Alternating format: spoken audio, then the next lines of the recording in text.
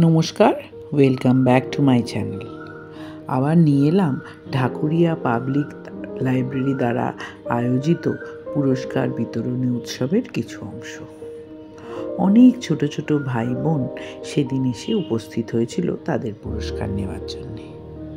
তা বলে যারা আসেনি তাদের আমরা এই বলে কখনোই পেছনে ফেলে দিতে পারি না যে তারা পারেনি। তারাও খুব সুন্দর এঁকেছেন কিংবা খুব সুন্দর কবিতা বলেছেন, কিন্তু সকলকে তো একসাথে পুরস্কার দেওয়া সম্ভব হয়ে ওঠেনি।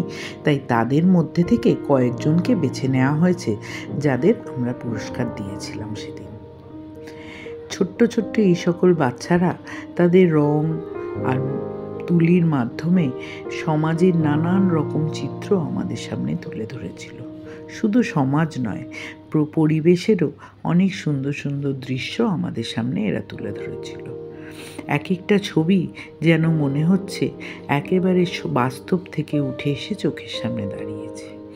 যারা যারা আবৃত্তি করেছে তাদের ভাষাও এত সুন্দর আর সাবলীল ছিল যে যেন মনে হচ্ছে মনের ভেতরে এদের এই সকল কবিতা আমরা তুলে রাখি। পাবলিক লাইব্রেরি অর্থাৎ ঢাকুরিয়া পাবলিক লাইব্রেরিকে আমি মনে প্রাণে ধন্যবাদ জানাই এই সকল ছোট ছোট প্রতিভাকে খুঁজে এনে সকলের সামনে দাঁড় করানোর জন্যে। এই সকল শিশুরা এরাই তো আমাদের ভবিষ্যতে একটা দিন এমন নিশ্চয়ই আসবে যখন এরা এদের পরবর্তী জেনারেশনকে এইভাবে এগিয়ে আনবে।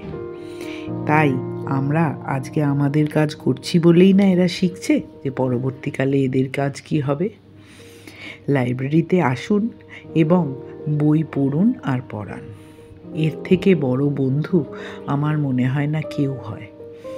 লাইব্রেরিতে যদি একবার আসেন, এই ঢাকুরিয়া লাইব্রেরিতে এদের এখানে এত দুর্লভ বইও আছে যে আপনারা এলে বুঝবেন যে এত বছরের পুরনো, এত বছর ধরে এরা কি কি নিজেদের ভেতরে লুকিয়ে রেখেছেন।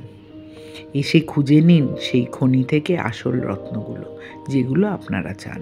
ভালো লাগলে লাইক করবেন। ধন্যবাদ।